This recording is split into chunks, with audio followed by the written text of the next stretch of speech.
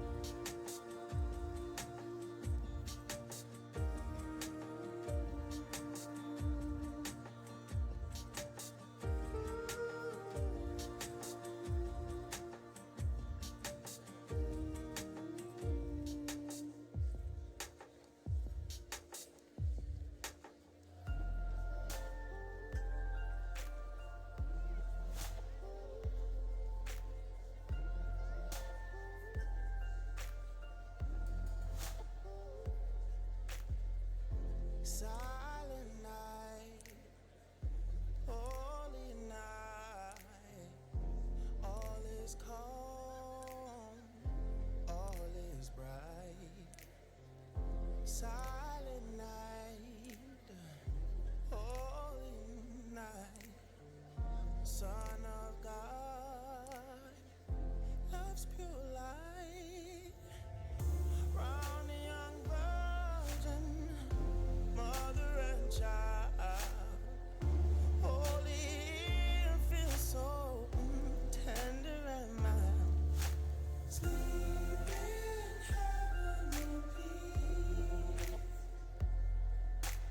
Sleep in heavenly peace. Silent night, holy night. All is calm, all is bright. Silent night, holy night. Shepherds quake at the sight. Glory stream from heaven above.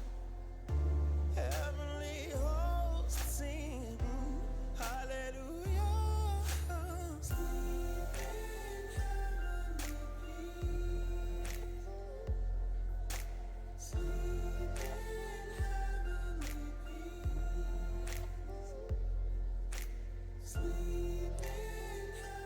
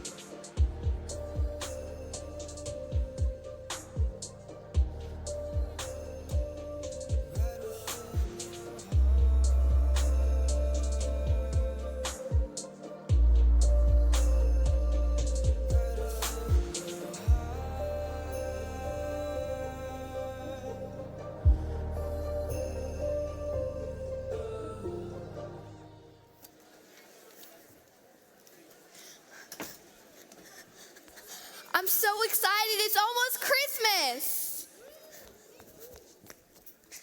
All right, here we go. 3, 2, 1.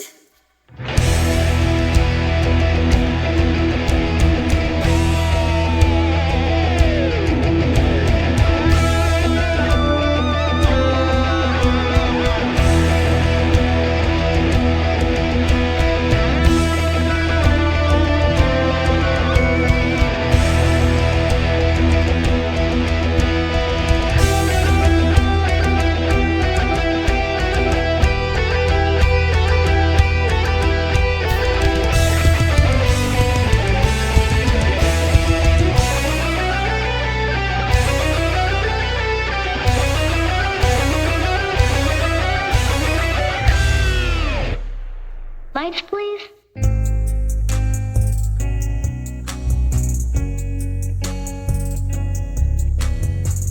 Rudolph, won't you guide my sleigh tonight? No child wants to play with a Charlie in the box. What would I wear? Not going in our yard, Russ. It's going in our living room. Put that cookie down now!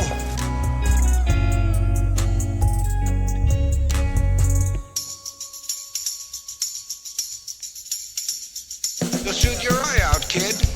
Merry Christmas. Ho, ho, ho. Here comes Santa Claus, here comes Santa Claus, here he comes, here he goes. Here comes Santa Claus, here comes Santa Claus, here he comes, here he goes.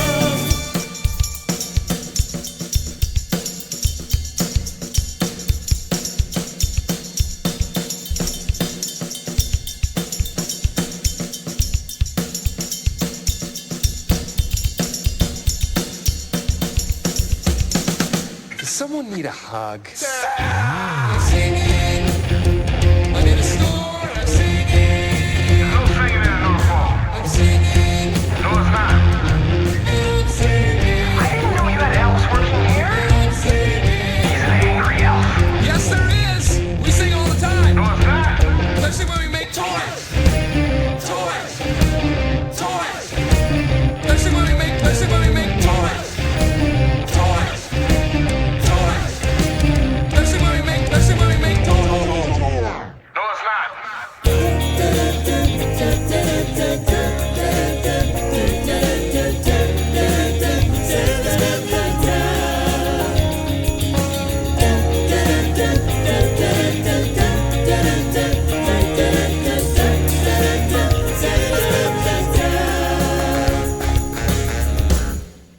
Merry Christmas, you filthy animal.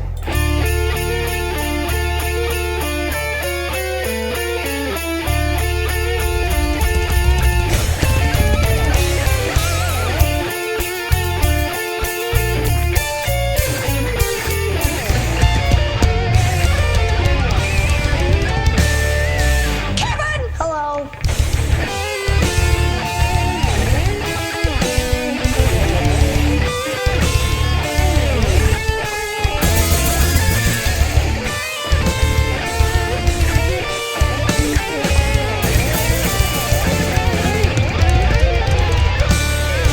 Happy New Year.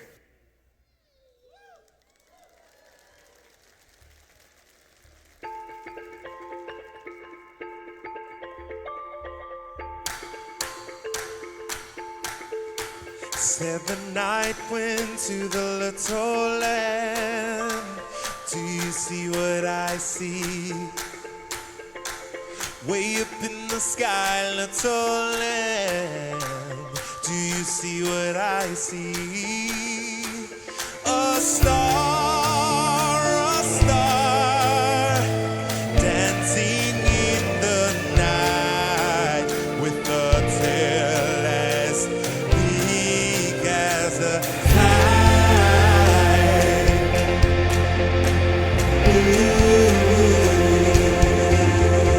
Said the little lamb to the shepherd boy.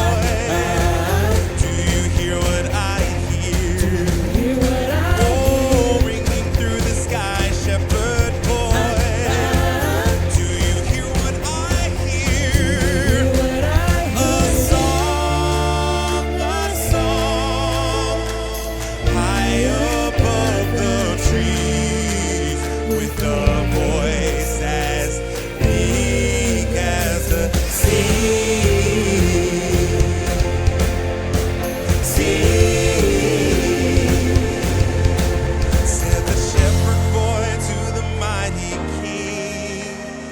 Do you know what I know? Oh, in your palace warm, mighty King. Do you know what I know? A child shivers in the cold. Let us bring him silver and gold.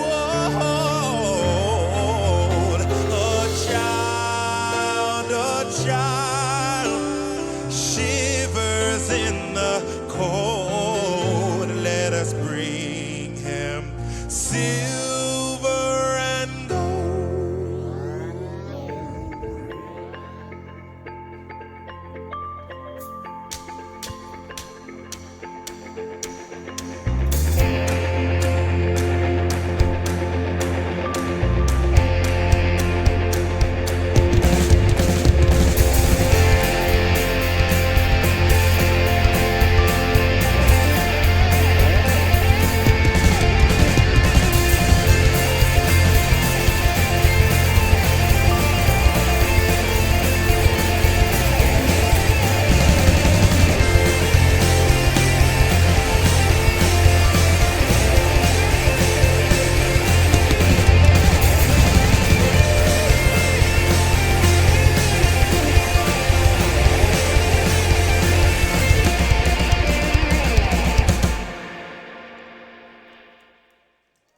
Wow. Man, that's like the 9th time, I think, I've seen that. And it's amazing every time. Could you see the drummer through the window, by the way? His neck is made of rubber. So he also wanted me to point out, ladies, he is single. So if anybody's interested, I can make a connection afterwards. Welcome to Kensington and Merry Christmas. You guys excited to be here? Because we have an incredible day in store for you to still come. So here's what we want you to catch this morning. As incredible as all of that was, there was one thing that made it all work and come together. Timing. Like, can you imagine that whole thing if the musicians were off a little bit or if the lights weren't in sync with the music? Like, what made it all come together was one ultimate thing, and it's that everything worked together in perfect timing. And that's what all of today is going to be about. One of the things that I think we can dangerously do sometimes at this time of year is become so familiar with the story. There's a God and he came into creation and Jesus' birth and the manger and the Virgin Mary that we lose some of the potency of that story. In its familiarity, we lose some of its power. And there's also parts of the story that you've got to peel back the layers a little bit to, I think, to understand more of the depth. And one of those is the timing of the whole thing. There is this idea throughout Scripture that God didn't just show up at a random moment in history, but it was actually very intentional. That 2,000 years ago, there was purpose and reason and intentionality at why he came when he did. And what we hope that you will see throughout the morning as we kind of move through this idea of timing together is that when Jesus stepped into humanity 2,000 years ago, it wasn't to just tell us something about the timing then and how he operated then, but to tell us very much about what he still longs to do now and the perfect timing in which he can interact with our lives today. So that's what we're going to be doing. Now, here's what we know. With so many services across so many campuses, we are well aware of the fact and excited about this, that many of you have stepped into Kensington for the very first time ever, and we're thrilled about that. So much so that one of the things that we wanted to do is put together a short video just to let you know a little bit more about who we are and what it is that matters to us and what we do as a community. So take a minute and watch this video.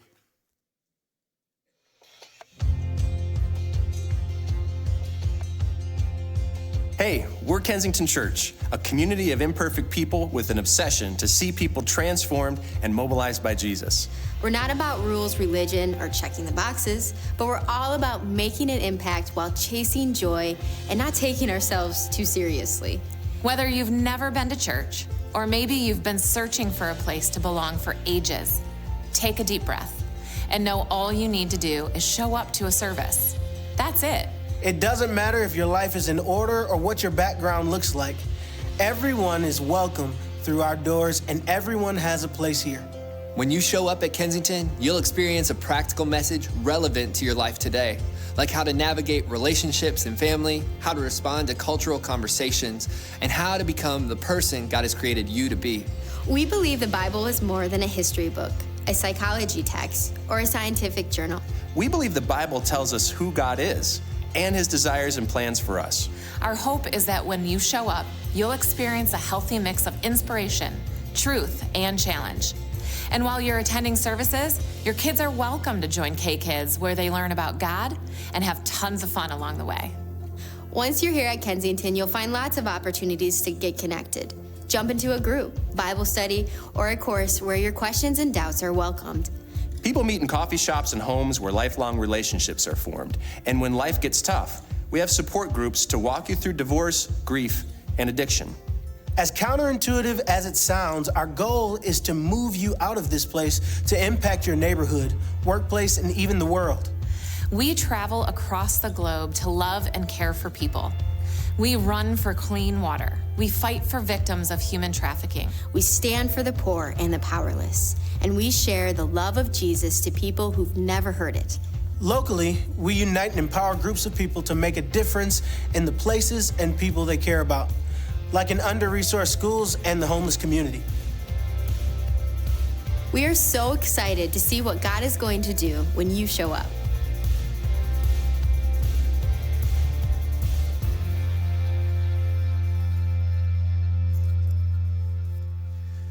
Here's one of the things that I just want to make sure that you hear and know from us is that we're not just thrilled that you're here with us. We don't want you to just disappear in a crowd.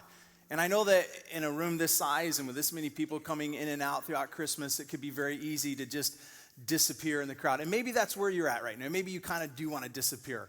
But maybe some of you are here today going, I don't know if this could be a church for me and a community for me. And maybe it could be, and you're trying to explore that. So let me just extend an opportunity to you to learn a little bit more about us if you would like. A couple ways you could do that. One is when you came in, you should have got this card in your hands. Perfect timing. In the very back of it, there's a tear out. We just call that our contact card, our connect card. And we'd love to have you, to the degree you feel comfortable, share whatever information that you want with us. You will not be harassed with that. Nobody shows up at your house. That is purely for us to stay in touch with you so you know what's going on around here and so that we can help you navigate the waters of Kensington if you want to be more involved and make this your place. The other thing you can also do is go back to the hub where there's going to be a team of people. The hub is in the lobby outside, big giant pole surrounded by the name Hub. Really hard to miss. So if you want to go out there, there's going to be people that can answer your questions, help you again navigate through the waters of Kensington. Now here's a really cool thing. For any of you that fill out this card, and we also have a way to do it online. So you can pull out your phones right now. You can go to kensingtonchurch.org/connect. You can fill it out there as well. To any of these that we get today for the very first time, here's what we're going to do. We are going to donate $1 to Hope Water Project, which supplies clean drinking water to the Pokot people in Kenya, Africa.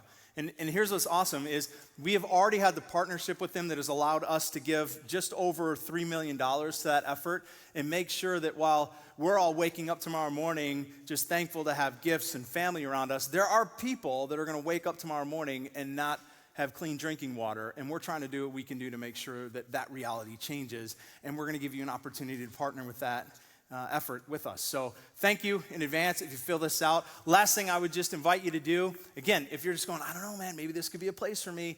We are starting a series in January that we're thrilled about. We're still having Sunday next week, but January, we're kicking off a series called Sermons from the Seats. And here's what I'm so excited about. Sometimes in church, we can get this idea that the message comes only from here, from the stage. And for all the years I have been doing this, and it's been a few now, I have learned that so often the best messages don't come from up here, they come from out there. Because when we let God work in us and work through us, it is to an incredible and an amazing end. And there are stories in and around Kensington of people who God is just doing incredible things through their lives. And so we've videotaped a lot of those stories, and for 4 weeks throughout the month of January, we're going to share those stories with you. And it will just give you such a better picture of who we are as a community and what it is that matters to us. So here's what I'd love to have you do right now. Every service today is packed out, and we still have some guests walking in the doors. So I know everybody's got their seat. You've already planted your flag in your real estate, but if you would do me this favor, I'm going to ask you to stand up for a moment and kind of crunch in if you can. Some of these rows there is no crunching in, and it's going to get awkward if you do. So if you have the ability, crunch in, open up the ends for our guests still walking in, and do this. Just muster up the best Christmas spirit you can and say good morning and Merry Christmas to the people around you. So go ahead, if you could do that, that'd be awesome.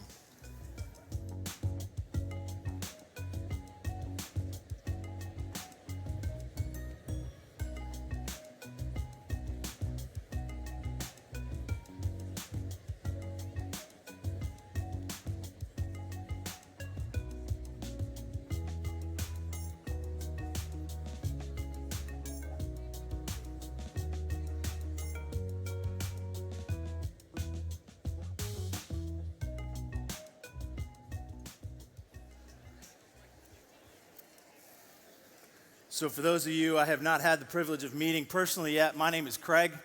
I am one of the teaching pastors here at Clinton Township, and I'm thrilled that part of what I get to do today is spend a couple of minutes with you trying to unpack this idea of perfect timing. But here's what I would love to do.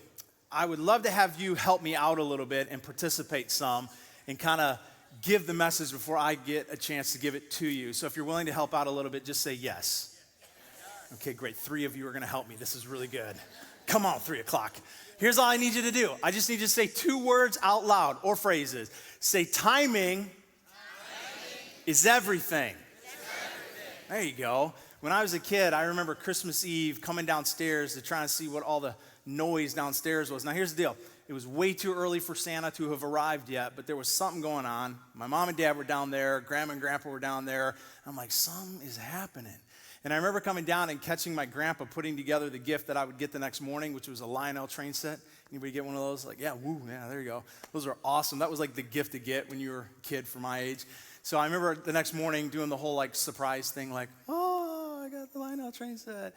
Here's what's so precious about that memory for me, is that was the last memory at Christmas that I have of my grandfather before he passed away.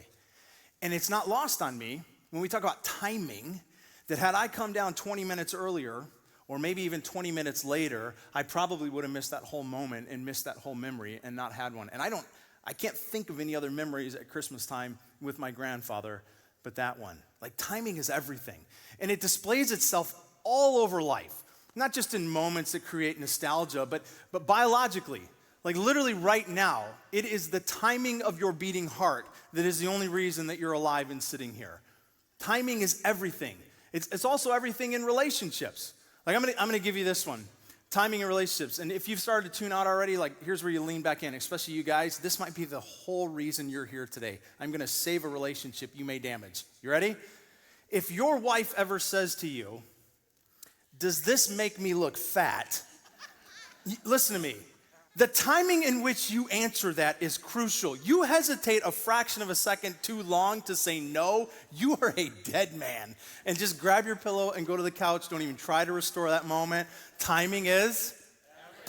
If you're into sports, timing of a pitch determines whether or not a pitcher goes pro or stays unknown, makes millions or makes nothing. Speaking of baseball, look at this one. You've probably seen this picture. It was flying around just after it happened. You see this? Like, the timing, everything about it is timing. The picture itself being snapped at the right time, the dad's reaction. I have 3 kids who I'm constantly trying to get off their phones, so I have to point out every time the only reason he didn't see it coming is because he's on his phone. I'm just saying. But there's a couple others too. Like, pictures are just one of the best ways to see timing. I affectionately refer to this one as nose picker. The next one we've got, this is awesome. I call this one the water dancer. And my personal favorite at the very end, baby rocker. Our oldest kids are twin daughters. They're 12. My wife is done. And I told her I want to try one more time just so we can get a baby that does that. She said no. Like, dang it. Like, timing is, one more time. Here's what I believe and what we're going to talk about is that the most perfect moment of timing that has ever occurred took place 2,000 years ago, when in the obscurity of a cave, not a barn, and in some form of a feeding structure, a newborn baby Jewish boy drew in and out his first breath. And it would become what I believe to be the most important breath ever taken. So here's what I believe. That baby didn't stay a baby. That baby grew up to a man who went to a cross, who went to a grave, and he didn't stay in the grave any more than he stayed in the manger. And he's not only present here now, but I believe very much that it was his will that authored this book through the experiences and the hands of its authors. And so I just want to ask that he'll make sense of it as we dive into this. So let me pray for you, for us, and for the rest of our experience together. Father in heaven, who is also here in this place with us now, I just kneel before you in a moment to acknowledge your kingship and authority over all of creation. It is what I believe, but I also know that that's not necessarily what all of us here believe today. And some of us aren't even sure if we believe that there is a you. And so, God, as we come into this moment and into the rest of this day to celebrate and think about and really, God, worship you, would you be so present with us as to speak? Like, take over this stage. Nobody needs to hear my voice today, but we all need to hear yours. And so would you speak through us, through everything that happens today, relationships in the parking lot, to the lobby, to everything on this stage and after. Would you just own this entire day and talk to us? Grab our attention, grab our hearts, and speak to us. Not just about a baby in a manger, but the God of creation who humbled himself to become one, to know us and to love us and to lead us. And it's in his name we pray. Amen. So one of the things I want to do for a moment that is a part of what it means for us as Kensington to be a church is take up our offering. And here's what I need you to know, especially because we have so many guests this morning. We're not trying to get anything from you. So when these giving bags go by, please just let them pass you by and don't feel obligated to have to give. You're welcome to, but you are certainly not expected to. The reason we do this is because there's a lot of us here that do believe Jesus is our King. And Kensington is our church, and we love the impact that we're having outside of these walls, and that only happens because of these moments. So if you want to be a part of it, then as that bag goes by, you do what's appropriate for you, and I just want to say thank you as you do. All right, so as we talk about timing, the one thing I think about timing is it doesn't just create like nostalgic moments or great pictures. It also has the opportunity to create some of our weirdest moments or some of our most embarrassing moments. Like, back in February, my wife and I, her name is Nicole, we've been married 23 years, and in February, we were gonna go on a cruise, and so if you've ever been on a cruise, they have this one night on the cruise, it's a formal night, so she's like, hey, babe, I gotta get a new dress for the formal night. I'm like, oh, okay, you gotta get a new dress. So she shows me a picture on her phone of the dress she wants to get, and I was like, yowzers, yes, you do need that dress. Let's go get it now. So she's like, you can't just buy it online. You gotta go to the store to get the dress. I'm like, oh, let's go. Date night, get the dress. So we go to the store, and we get there, and she's looking around everywhere, and she can't find the dress anywhere. And she's getting frustrated because we don't have enough time to order it and then send it back if it doesn't fit right, and blah, blah, blah, blah, blah. So she's like, well, I guess we're just gonna go. So we're literally ready to walk out the door, and she turns around, and she sees these two mannequins, and on one of the mannequins is the dress. Now, my personality, I am off the stage, I am much more reserved, kind of introverted. I probably way too often think too much about what other people think about me, and so all of that works in me in that moment to think, I gotta go find a sales rep so that they can do what's appropriate right now to get the dress off of the female mannequin in the female department. And no sooner had I thought that, here's my wife. She's over there, because she's the exact opposite personality, and she's shimmying the dress off of the mannequin. And it gets really bad at one point because there's people just walking everywhere, and she doesn't care. She's like, da, da, da, da. So she shimmies it all the way down, but the problem is when she gets down here, she has disappeared below all the other clothes racks. So she's down at the ground trying to get the thing off, and I'm standing here next to a naked female mannequin in the women's department, and nobody sees my wife, just me. As they walk around, they're like, what is that creeper doing? Then from the ground, because she can't get it off because the post is up in the heel, she calls up to me, hey, babe, you're gonna have to pick it up. I was like, no, I don't like the dress that much.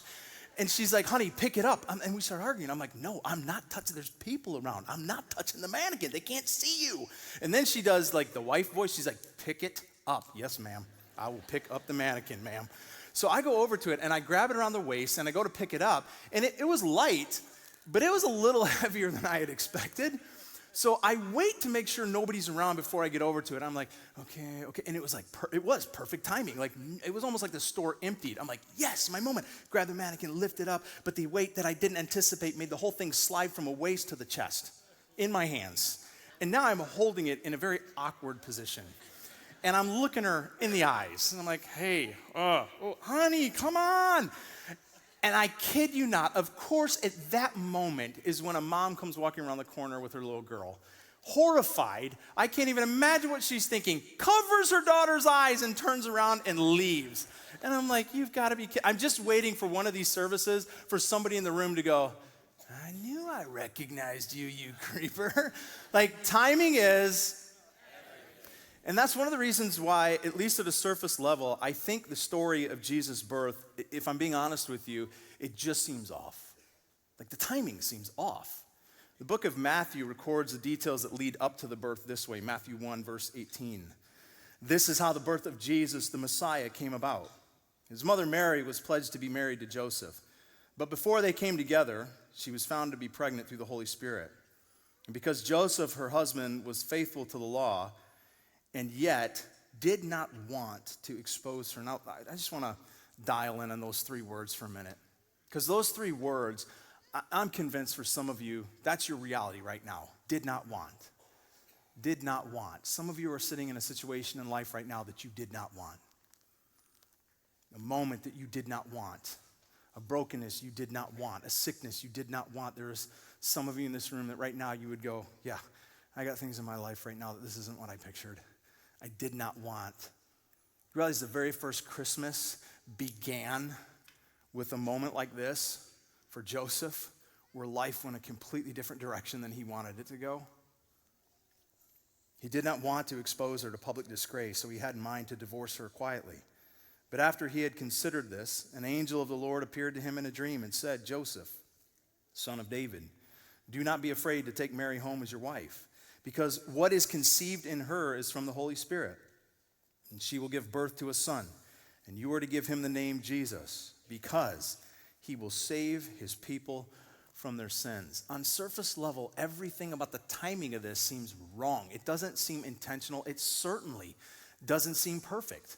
Take, for example, Mary. You have this young Jewish girl, probably between the age of 14 to 16 years old. Maybe that seems young to you. That was customary then. It was normal then. She's excited to get married, but she has a very different timeline of things and how they're supposed to evolve. Her timeline is, I'm hopefully going to have a baby one day after I get married, after I've been with my husband. And instead, now she has to go and find her husband and say to Joseph, her fiance, hey, baby, we're surprise, having a baby. And I know you and I, right, but it's okay, don't worry, God did it. Like, how's that for timing? And then you've got Joseph, who, as this groom-to-be, not only is this not a conversation he wants to have, it's not a message that any guy wants to hear. This is a culture and a time that is horrific and brutal to an unwed mother, let alone one that's been rumored to have been unfaithful. Had he followed the letter of the law, Joseph could have taken her to the leaders of his hometown and had her brought out to the public square and stoned to death and murdered. Like, how is that for timing to drop all of this into that culture, into that time frame? And then as you read through the rest of the story of the Gospels, as they lay out the timeline of Jesus' birth and all the events that take place, it's like there's all these other layers that get added that only seem to reinforce that this is not perfect timing. Like this empire-wide census that's taking place, the likes of which has never happened before. But there's this census that's driving everybody back to their hometown to register. So you have this mad dash of thousands of people traveling and moving.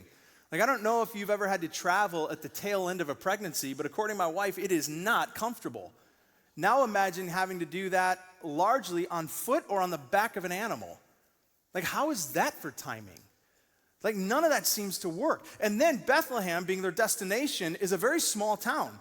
So you've got all these people rushing back into Bethlehem, a place that doesn't have the infrastructure to support this many people. And so this is where we sing songs that, like, historically, just, they're not right.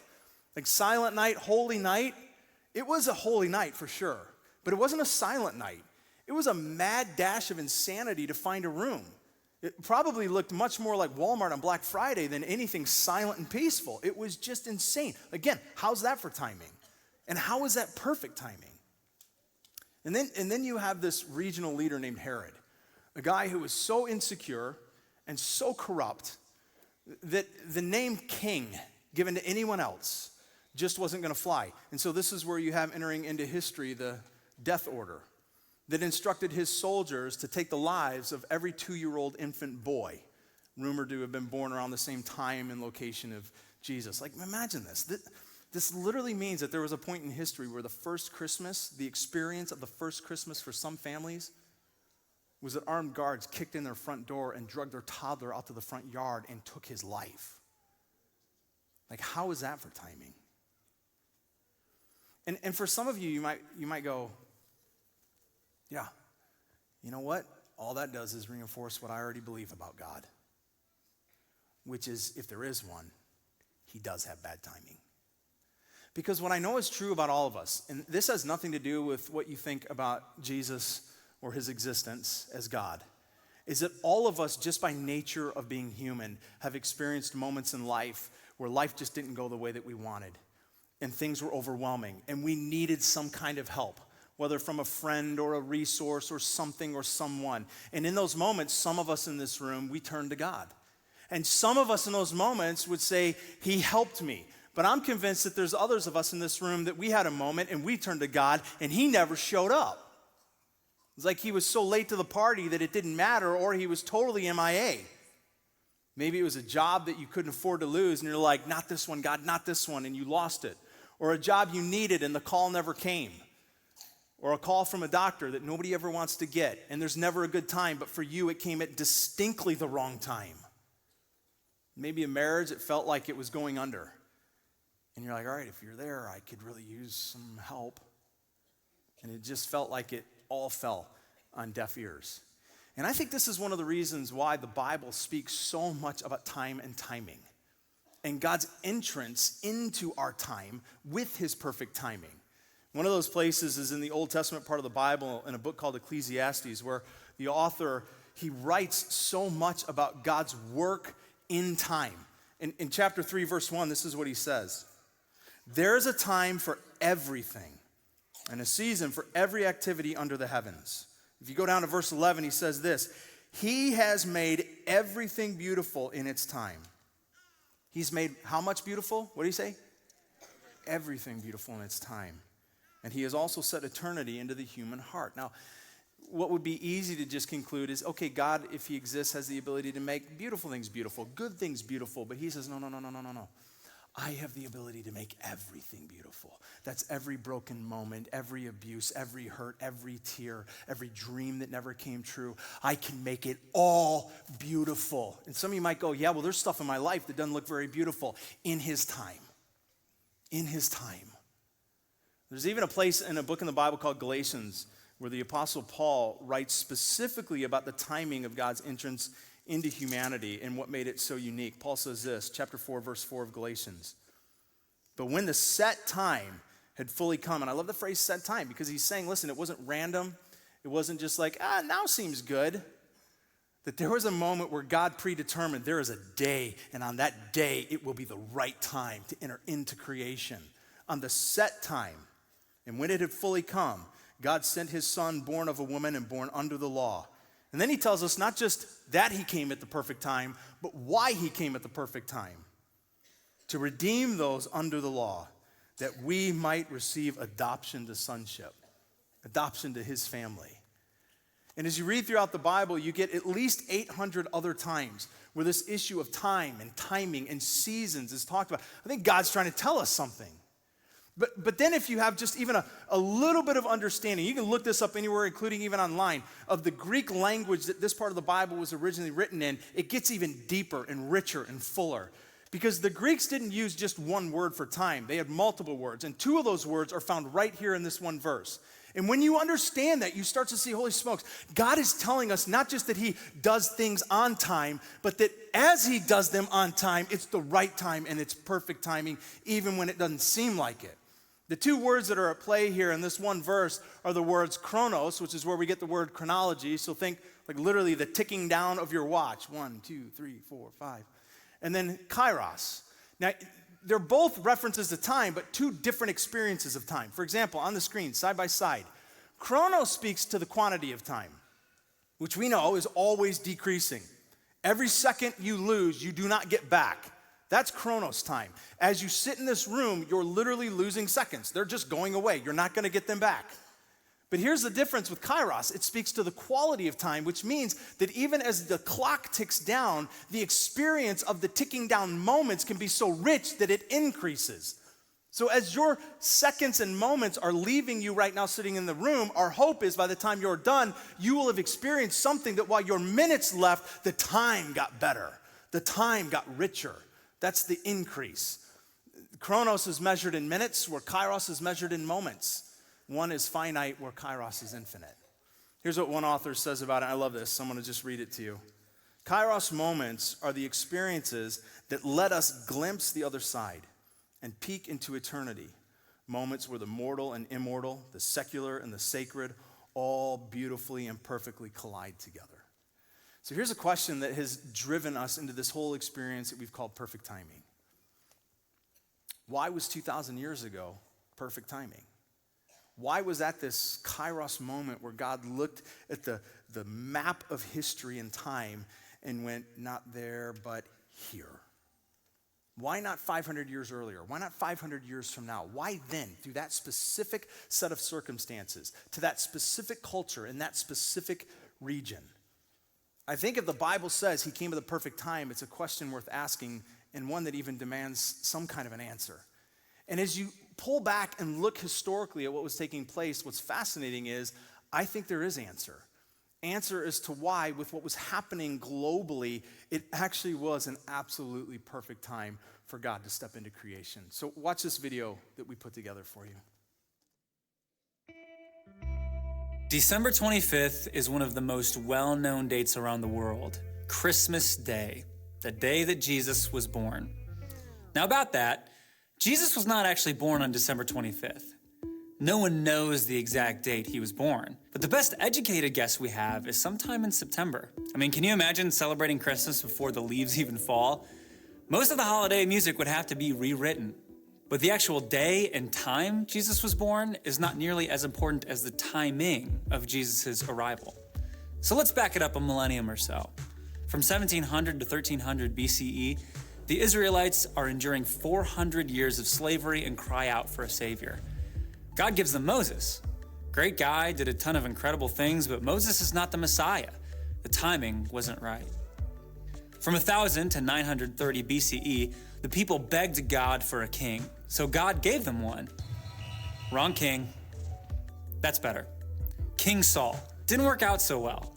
But then King David, followed by King Solomon, took over. It was glorious, but they were both deeply flawed, which led to a divided kingdom.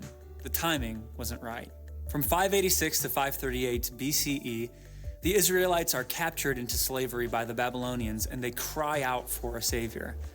Cyrus the Great defeats the Babylonians and allows the Israelites to return back to Jerusalem. But Cyrus is not the Messiah that people have been waiting for. The timing wasn't right. So how about the Romans taking over and putting the nation of Israel under great oppression? Well, it sounds awful, but believe it or not, the timing was right. Here are a few reasons why. For the first time in history, the Mediterranean world, the cradle of civilization, was unified. The Romans had constructed the famous Roman roads.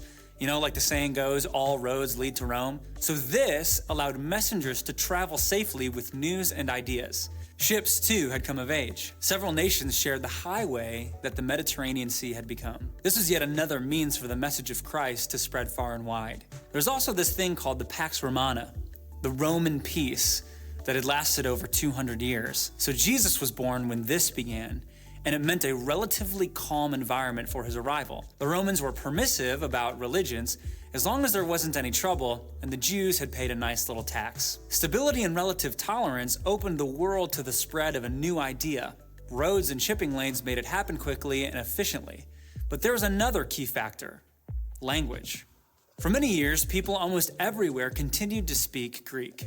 This shared language made it possible for Paul and others to travel to many countries and tell people the good news of Jesus without cumbersome translation. In the Old Testament, there are approximately 65 direct predictions about the coming of the Messiah. And one of those predictions is in the book of Micah.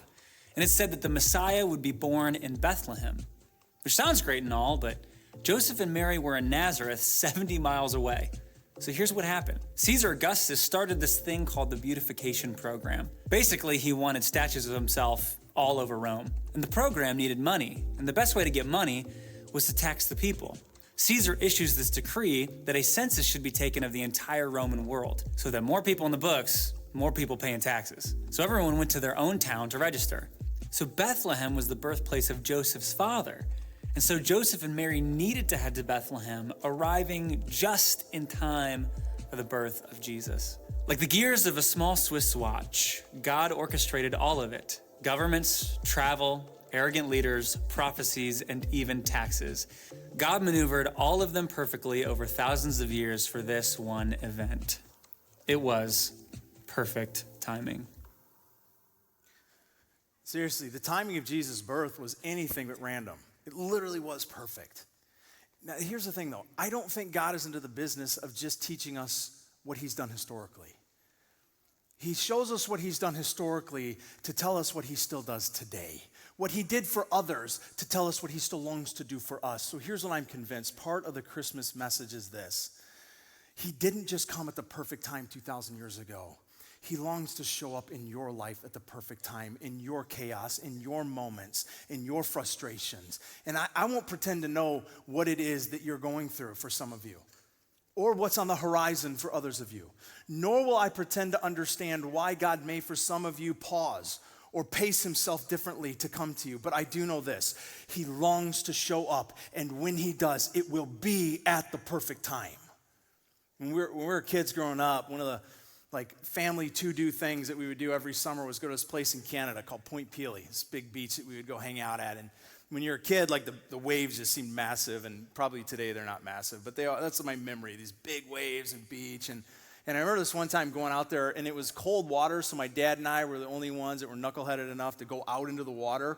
So he's in his black ring tube, and he's way out ahead of me, and I'm trying to follow him. Now, I'm pretty young at this point. I don't remember how young, but I couldn't swim, so I had the arm floaty things on, and I'm trying to get to him. And at one point, I remember thinking, I can't move with these arm things, so I took them off. And I was just kind of trucking through the water after him, and at one point, I hit a spot where everything just dropped off, and I remember just going bloop, and I looked up, and I could see the break of the water, but even when I reached my hand all the way up, I couldn't quite reach it. So here's what I would do. I would squat down, and I would burst up, and I would just crack the surface of the water, and I'd scream out, "Dad!" Bloop, and I'd go back down. And I just kind of repeated that over and over again. The problem is my dad, being the only one out there on the water because everybody else is on the shore, is blind. Cannot see, no eyes in his head. So I'm calling out to him for help, and he's literally trying to hone in like radar to listen to where I'm at. And I'd go up and down doing this. And there's this one distinct time, I remember being squatted, and I had started to get tired. So every time I'd break the surface, I'm taking water in now. And I'm choking it out when I'm down underneath the water. And this one time I remember thinking, I can't do this much more. I'm getting too tired. And I remember bursting up. And I'll tell you, the last time I had been above the water, I did not see my dad anywhere. But this time, as I come bursting up, before I even broke the surface of the water, my dad's hand had plunged down beneath it. Somehow he found me, grabbed me, scooped me up in one move, and plopped me on his lap. And I have never hugged the naked, hairy chest of another man so hard as in that moment when I gripped my dad. And he brought me to shore, and he sat me down there with my mom.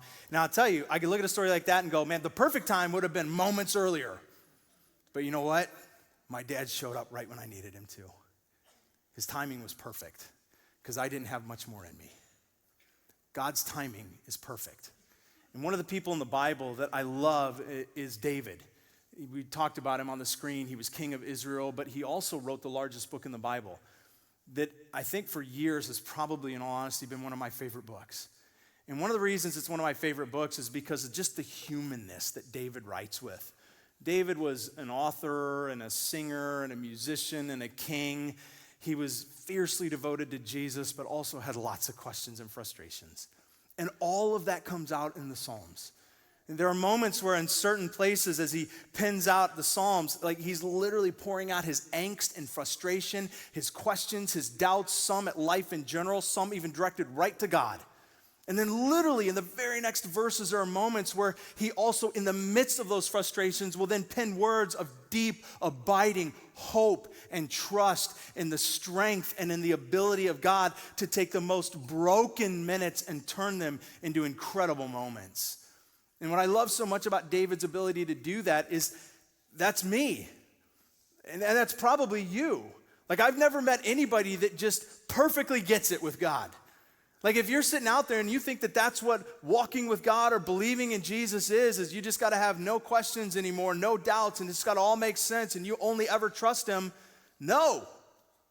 It's this poetic dance between just the realness and rawness of life and the frustrations that you even have at times with him, and yet still this hope that David seemed to have.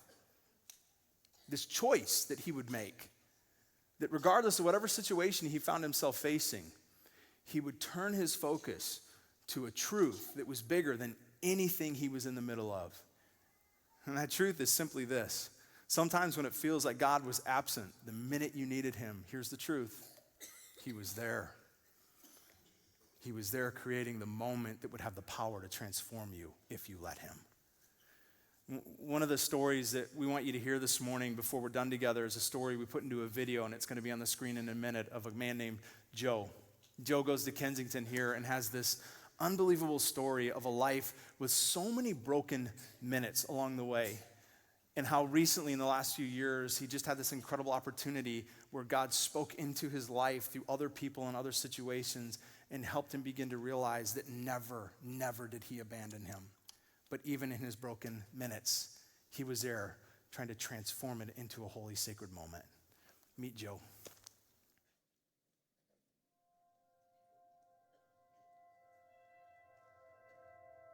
I've had this persona of my whole life. Like, I've tried to guard the world from that part of my life. And it was like what I wanted the world to see, of my life, and then going back to what really happened. I was born to a 14-year-old drug addict. So the first few years of our lives were on the streets. I saw things and went through things that I don't think any kid should ever go through. My mom had kind of come through a space of where she was trying to clean herself up a little bit, and for the first time in a long time, we actually had a place to live. The neighbor, the lady that lived next to us, would watch me on Wednesday nights, and she started going to this church, and it was, really great. As a child, all I knew was there were people there that were kind, compassionate, caring. In particular, there was one guy there that was really, just really kind to me and nice, and I went home and I told my mom about him, and she agreed to come to church with me to meet this guy, and who eventually ended up being my dad. Unfortunately, my mom couldn't beat those addictions, and I think that she had to go back to to living that life that she just couldn't seem to beat, and she ended up leaving him. She took me with her, and I just didn't want to be with her. I wanted my family back, and so there was a point where she took me back to my dad's house, and I'll never forget standing in that driveway, and just pulling up there and standing there, and she's basically set me on the doorstep and told my dad, if I don't really want him anymore, so either you take him or I'm going to put him up for adoption.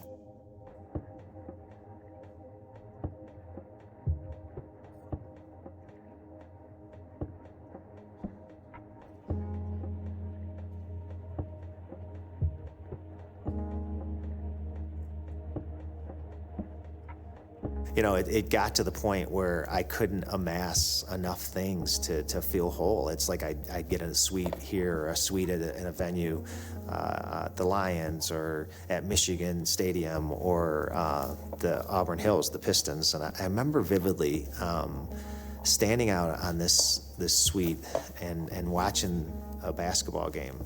And I can really remember what I was wearing, and I just remember standing there thinking, you know what, I don't even like basketball. I'm not even a fan. I have this suite because it's what I want people to see, and I want them to see me standing out here.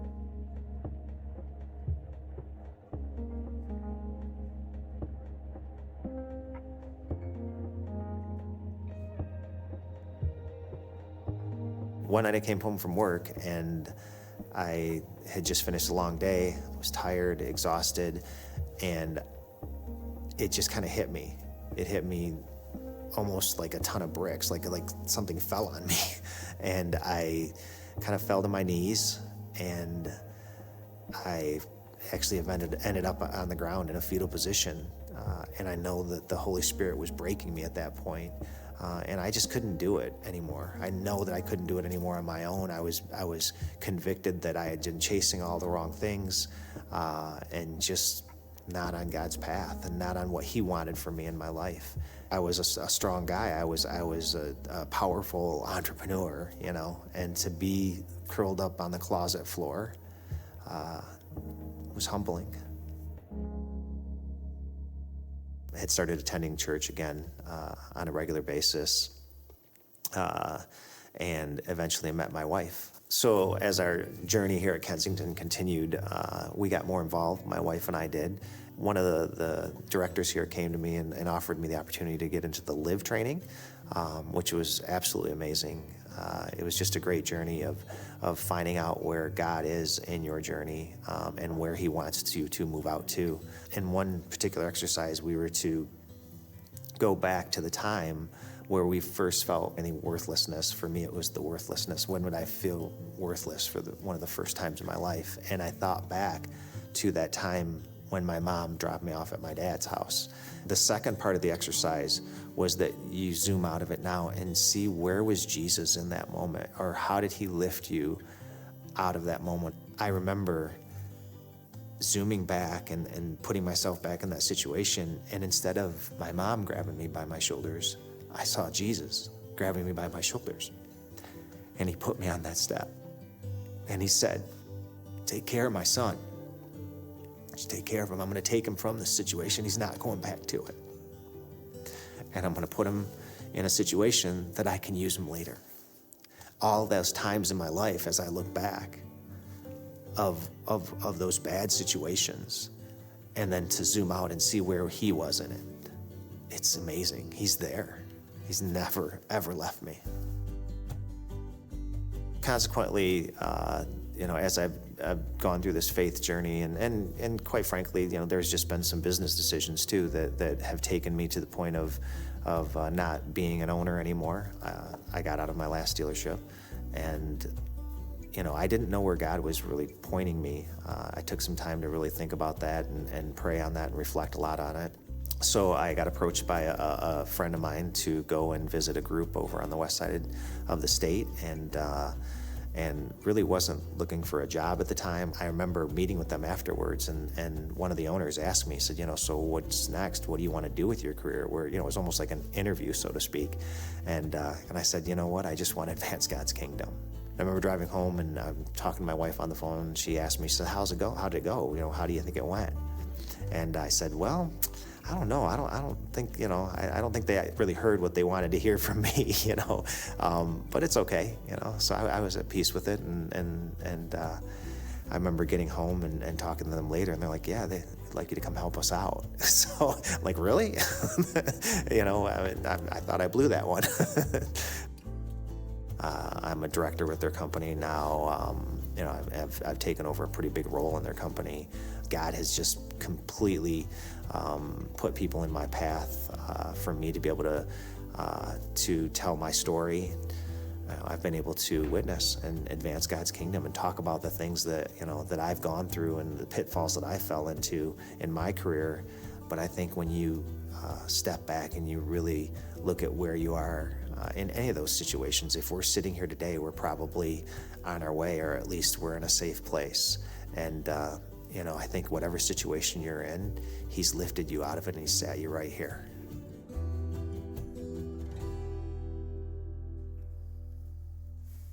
Wow. Every time I hear that story, for me, I think especially maybe as a parent, the part I hone in on and that just grips me is trying to picture him on a porch where his mom says, I don't want him. So take him, or I'm going to give him up.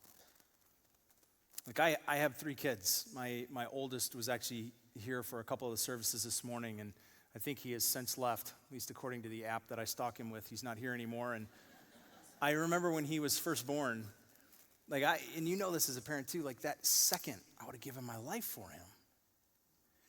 And here's the thing. Everybody in this room has had a moment where maybe it wasn't a parent that gave you up, but it was a moment of a porch. Maybe a lot of moments. Or maybe you're standing on one right now where things just didn't go the way you thought. Whether it was a relationship, maybe a job, you're like, I put my time in, I worked hard enough, how is this where I ended up? There's something that you expected to work out a certain way, just didn't work out that way. And for some of you in the room, you can relate to Joe's part of the story where he realizes, man, God was there with his hands on my shoulder. It wasn't my mom saying, I don't want him. It was God saying, take care of my son. And some of you can go, yeah, he met me in that moment as well. But I'm convinced that there's some of us in the room that would say, not me. I feel like I always stood alone on that porch. And I feel like I'm still alone on that porch. And I would love it if he would meet me there, but he sure didn't. That's why the next song that we're going to do, I love this song. Because the song not only was written for this moment and for today and for this service, but in being written for this service, the whole message of it is about the beauty of God who literally paused creation to step into creation where the immortal became mortal. The creator became the created for one reason alone, to literally know you and love you and take you by the hand, to walk you through life, to teach you about all that is his, that he longs to make yours, and how literally in the power of that relationship, he can connect all the dots of the minutes of your life and transform even the most broken ones into something sacred.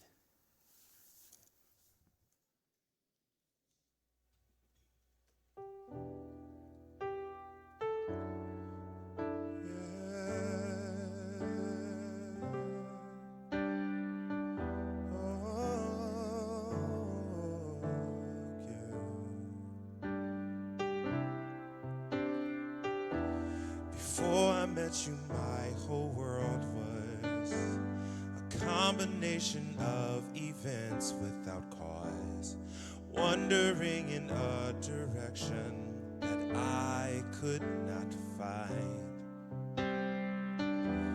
I was searching for a reason to press on, and longing just to make the darkness fade. Yet in my own strength I always seem to come up short. But then you stepped into my reality with the force of love to change history. You made my world stand still as you introduced me to grace. To grace. And just like that, waltz through time.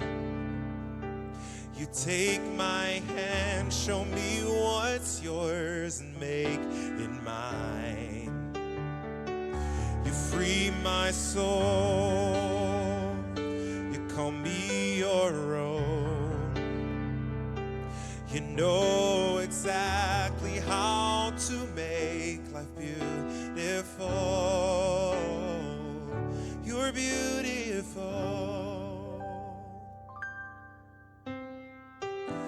In a world full of hurt and pain, many wondering where will hope come from, distractions from every angle, when will it make sense?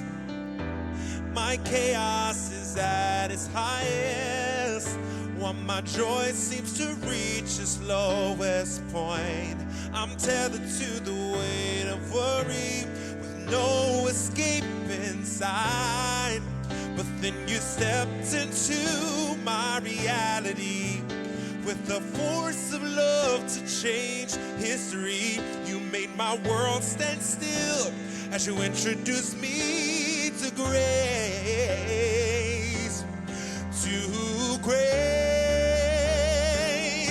And just like that, you walk through time. You take my hand, show me what's yours, and make it mine. You free my soul, call me your own. You know exactly how to make life beautiful. You're beautiful. You're always forward, never back. You see beginning to the end. You made a story so unique, I still can't comprehend the magnitude of your heart, and there's still more in store. You know every star by name, but think my life's worth coming for. Worth coming for. Worth coming forth. And just like that, you waltz through time. You take my hand, show me what's yours, and make it mine. You free my soul. You call me your own. You know exactly how to make life beautiful. And just like that, you walk through time. You take my hand and make it mine. You free my soul. Call me your own. You know exactly. Life beautiful. You're beautiful.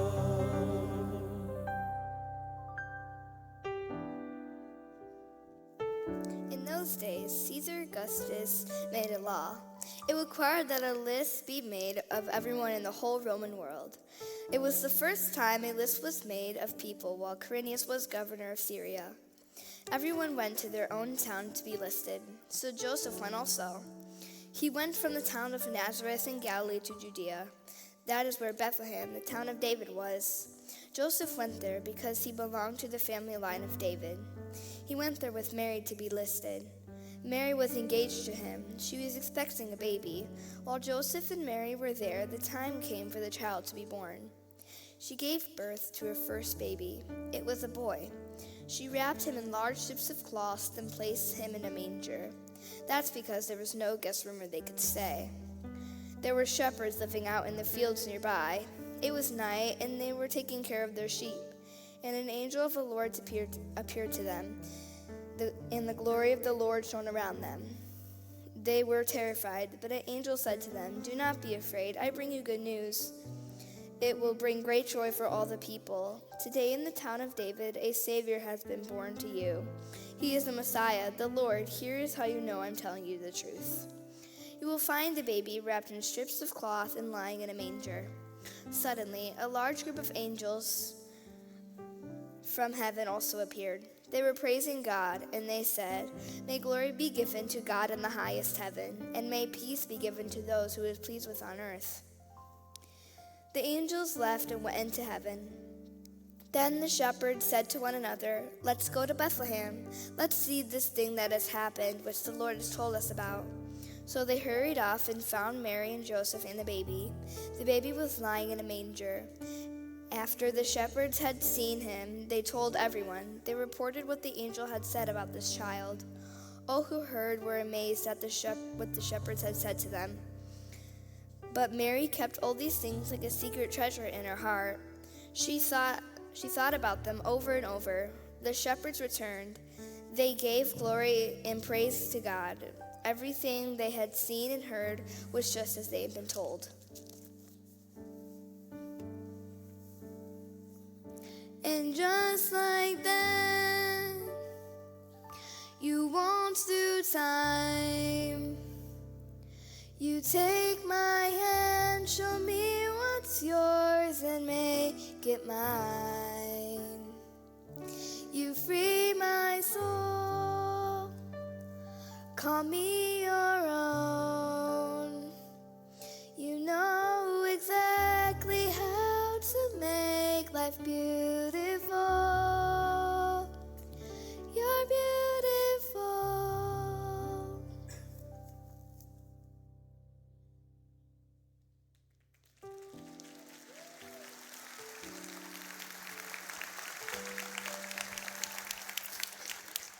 One of the best parts of the morning right there. One of the things I love so much about that song and that whole piece is that song I said was written for today by our very own Aaron Jones. And I'm just so thankful that the ways that God spoke through him with that. Listen though, because he'll be the first to tell you he doesn't want the attention. The only reason I point that out is I really do believe that God's saying something through those words to you. And I hope you hear it. I've heard something different every time I've heard it that I needed to hear. You just got to listen. Can I ask you this too? When you were listening to her reading, like, wasn't that precious? And the song? Like, that was just, and even if you're like a tough guy in here and you don't usually use the word precious, like, come on, that was precious. And here's what I want you to hear right now, because some of you really need to hear this today. That is exactly how God looks at you and what he thinks of you. Precious. Precious. She is so precious to me. He is so precious to me. And I know we all have weird backgrounds sometimes when it comes to church and ideas about God. And some of us, if you're like me, were taught messages growing up that God's angry, mad at you. Can I just tell you, whoever told you that message didn't read this book, because God is not mad at you, but he is mad about you, nuts about you, wild about you. For God so loved the world that he gave his son, not judged the world, hated the world, condemned the world, loved the world, loves you, nuts about you. There's this verse, a collection of them really, in a book called John, where Jesus made one of his boldest statements ever. A statement that has become also in many regards one of his most controversial. It's a statement that when you understand it though, in light of this idea that the creator of the heavens came to you. Like, think about that. Like, God, the all-powerful being and creator of all things, didn't say, come find me, didn't say, have your good deeds outweigh your bad deeds, then maybe you can get to me, didn't say, I don't want anything to do with you because I'm God and you're mortal. God came to you. When you understand that, and then read this, what you begin to realize is that part of the message of Christmas is not just that Jesus came at the right time, but that he's the only one coming. The disciples and Jesus are talking about issues we talk about, life and death and the certainty of afterlife, and they're confused, like many of us. Jesus says to them, if I go and prepare a place for you, I will come back, and I will take you to be with me, that you also may be where I am. You know the way to the place where I'm going. I mean, that's the question. How do we get to God? How do we know where he is? Some of his disciples even were confused about that. One of them, Thomas, said, Lord, we don't know where you're going, so how can we know the way? And this is it. Jesus answered him, I am the way, the truth, and the life, and no one comes to the Father except through me. If you really know me, you will know my Father as well. From now on, you do know him, and you have seen him.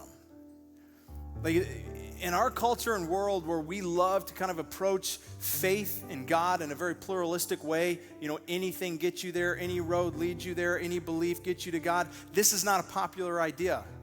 It makes Jesus seem very exclusive, narrow-minded, arrogant, to say, I am the only way, I am the only God. But when you read that, in light of this promise that he came, the God of creation came to you because he loves you. He came at the right time so that he can come now to your life at the right time. When you read that all together, you realize he wasn't throwing down this gauntlet of my way or the highway.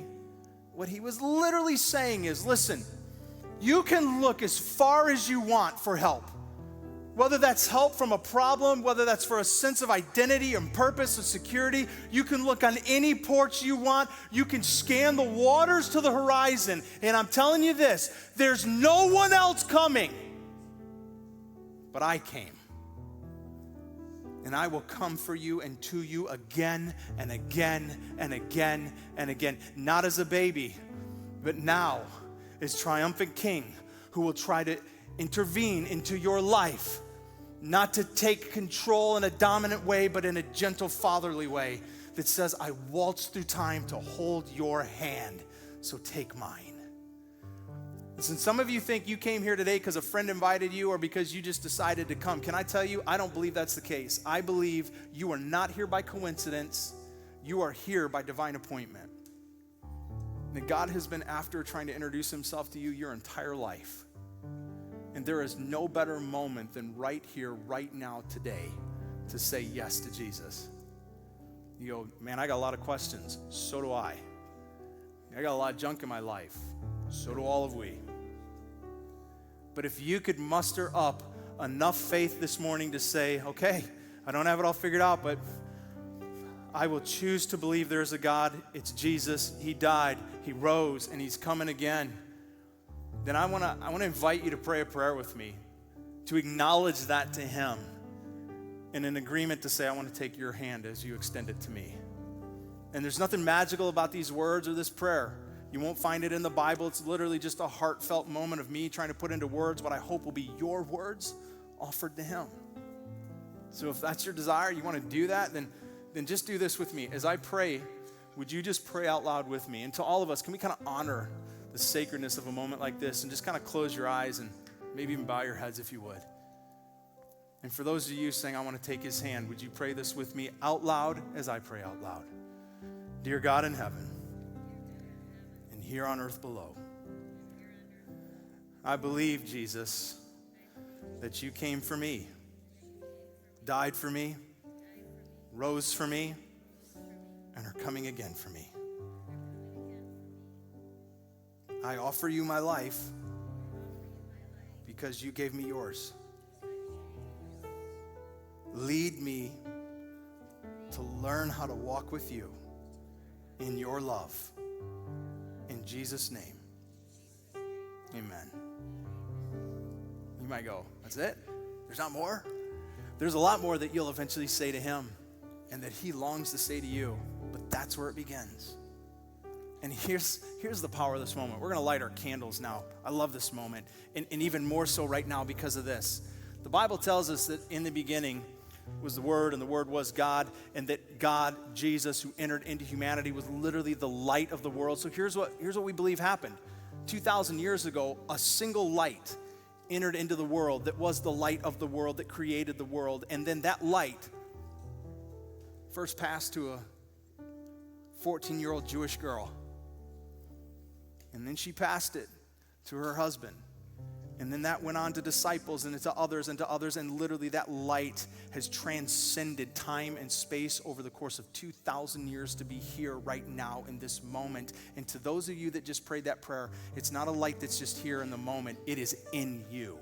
It is in you. God's presence is now in you. And if you let it, it will burn inside you with passion, joy, and life, and can extend beyond you to all around you as well. So as we light these, I want you to see that is what the light of Jesus does. It doesn't just illuminate, it spreads. And as we light these candles, would you just do me this favor as well? To those of you that are really excited and ready to go in this moment, and you want to light your own, keep your lighter in your pocket, let it spread, and just take in the moment.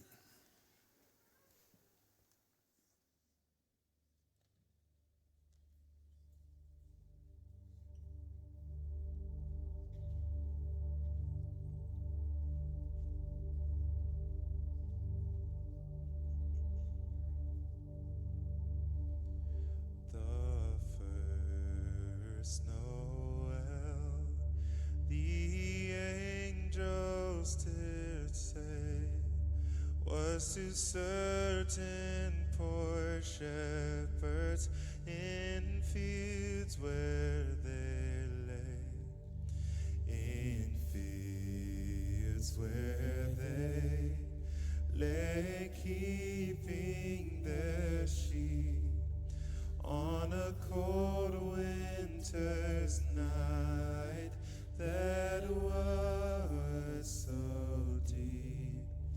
Noel,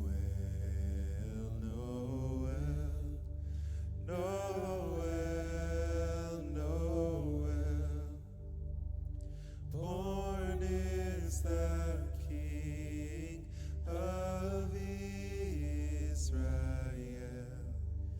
They looked up and saw a star shining in the east, beyond them far, and to the earth it gave great light, and so it continued both day and night.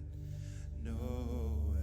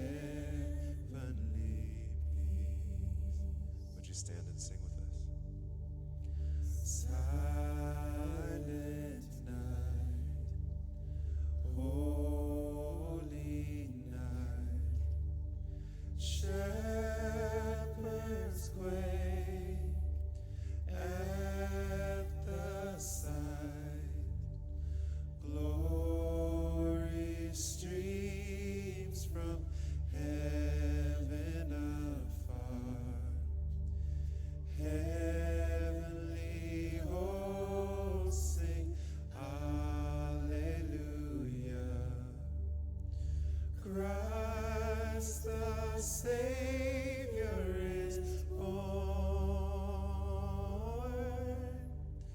Christ the Savior is born.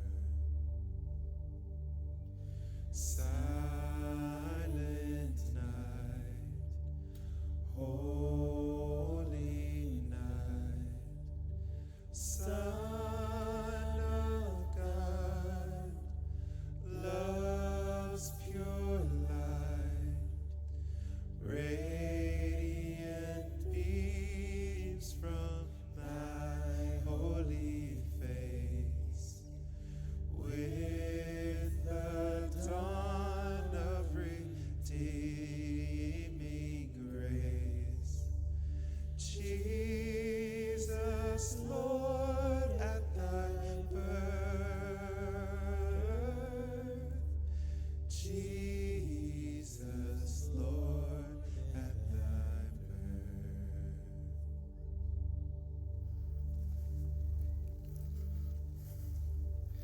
I've said this every service, and I mean it every time. This is the best moment of my year right here. One of them. When we get to stand here and acknowledge this, Lord, at thy birth. And just like look around if you haven't yet, because I get the cool perspective of being on the stage. Like how incredible. Even lift them up, would you, in the air?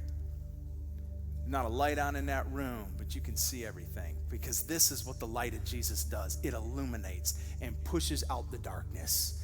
There is a light, and his name is Jesus. And he casts light on everything. Now, the light of Jesus doesn't go out, but the candles do. So we're going to have to blow these out together. And here's what I'm going to ask you to do. Would you cup your hand in front of it so you don't blow wax on the person in front of you? That'd be a bad Merry Christmas. We're going to, on 3. 1, 2, 3.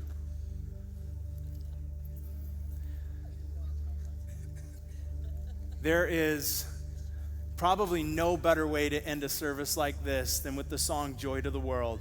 Because listen, candles go out, but the joy of Jesus, it is real. It is real. It does not deny hurt, it does not deny pain, but it lifts us up in the midst of it. It is real because he is real. And candles go out, but the joy of Jesus, the light of Christ, never will.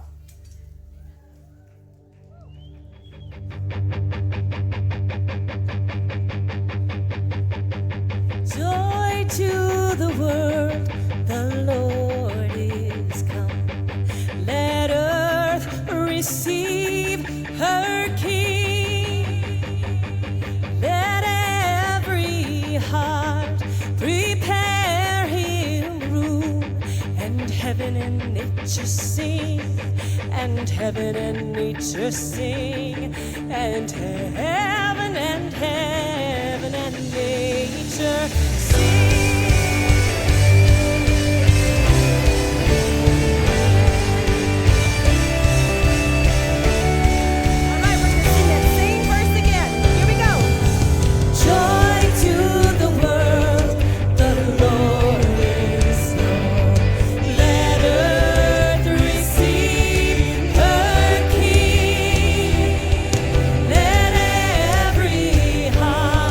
Prepare him.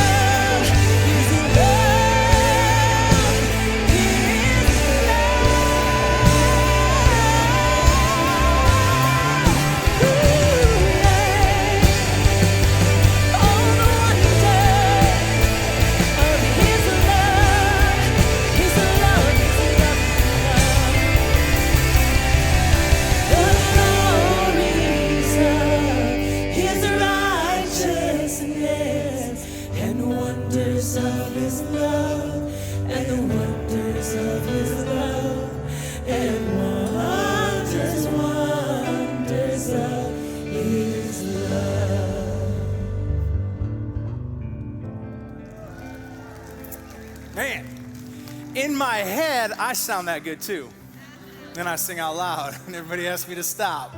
Man, you have no idea how thankful we are that you were here today. Of all the other places you could have been, you chose to be here to spend Christmas with us, and I will tell you in absolute sincerity, that makes our Christmas, doesn't it? It makes our Christmas. So thank you so much for being here with us today. Here's what I just want to ask as you walk out the doors. To those of you that made the decision for Jesus this morning, we want to put some resources in your hands.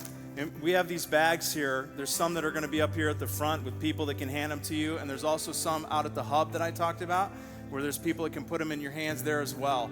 And here's the only reason we want to do this. You have just taken the first step on what I honestly can tell you will be the most incredible journey of your life. It won't be pain-free. It won't always be easy. But it will be the best decision and journey you'll ever be on, because it is the journey hand in hand with the God who made you, the God who adores you, the God whose name is Jesus, the light of the world. And so we want to put resources in your hands to help you know what are the next steps to take and where do you go from here. But here's what we also know. This was a big moment, and it might be hard for you to come up and have a conversation. So if you want a conversation, if you'd even love prayer, there's people that are ready to do that. But if you're maybe a little bit more introverted like me, or just this was an overwhelming moment and you just want to grab a bag and run, like literally just go up, snatch it, and take off. They're ready for that. They'll be okay with that. But don't leave without taking one of these with you. To the rest of you and to all of you, you are so loved by the God of creation who adores you and who came for you. May you have a very, very Merry Christmas, and we hope to see you again next week and into the new year. Bye-bye.